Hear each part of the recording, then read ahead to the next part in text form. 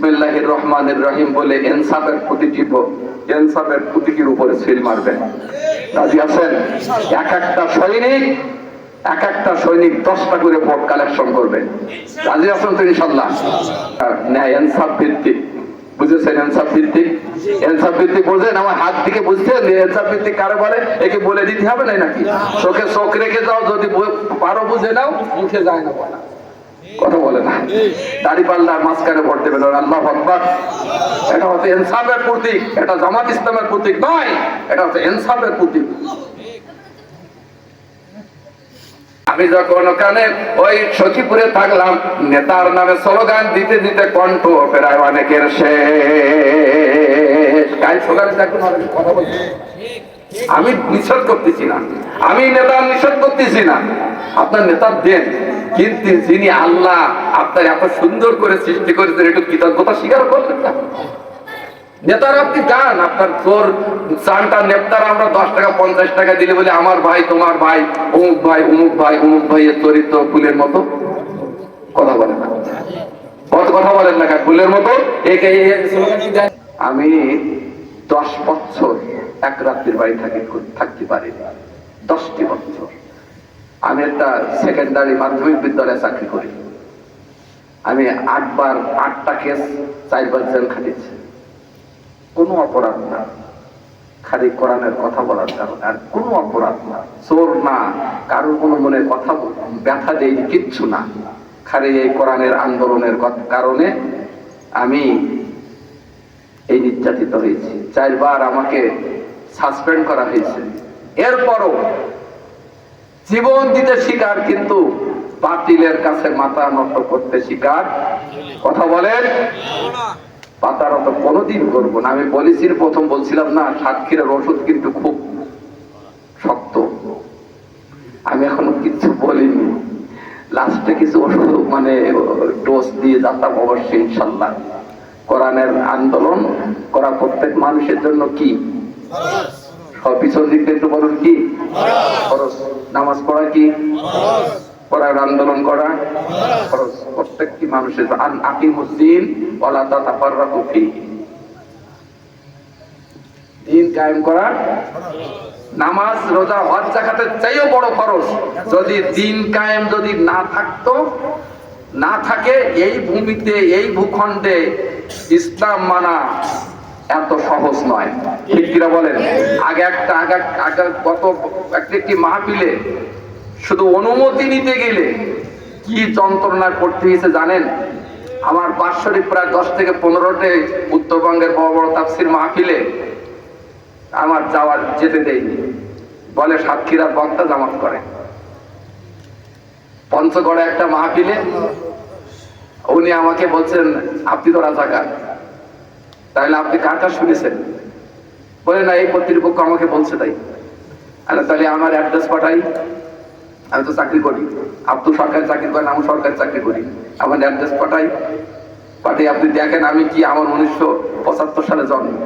আপনি আমাকে রাজাকার বানাইছেন কি করে? আমার মা বিয়েছে 1973 সালে, আমাকে রাজাকার বানান কি করে? মাহফিল গিয়েছিলাম, স্টেজে উঠতে দেয়। সেই ফ্যাসিস্ট এখন সব ঘুমাই আছে। কি আছে? ঘুমাই আছে, আর জাগার সুযোগ নাই।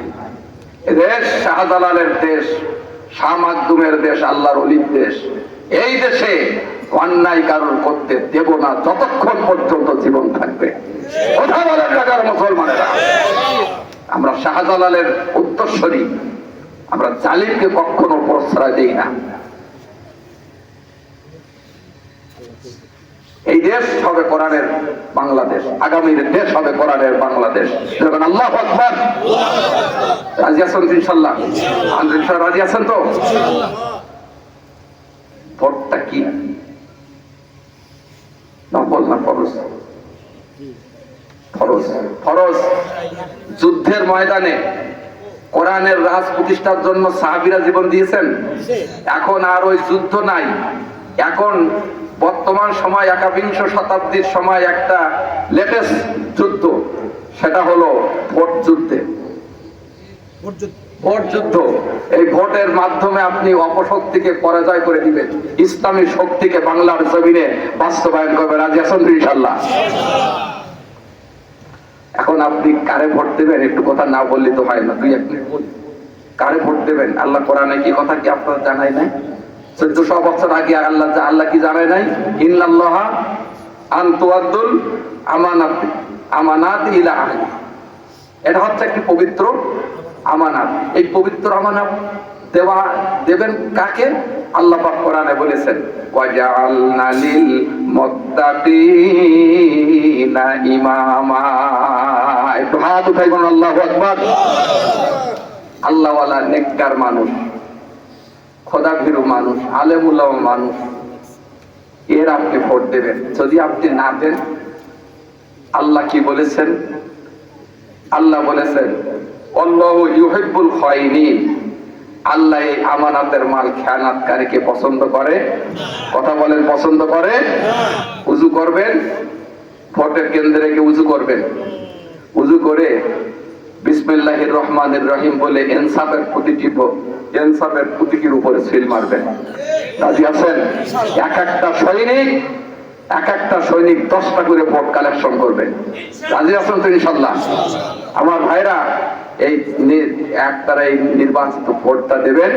উযু করে 2 রাকাত নামাজ পড়ে বাড়িতে যাবেন আর বলবেন, আল্লাহ আমার মৃত্যু হয়তো এখনই হতে পারে, আল্লাহ তুমি আমার ভোটটা ন্যায় ইনসাফ ভিত্তিক, বুঝেছেন? ইনসাফ ভিত্তিক, ইনসাফ ভিত্তিক বোঝেন? আমার হাত থেকে বুঝছেন ইনসাফ ভিত্তিক কারে বলে? একে বলে দিতে হবে না নাকি? চোখে চোখ রেখে যাও, যদি পারো বুঝে নাও, মুখে যায় না বলা। কথা বলে না।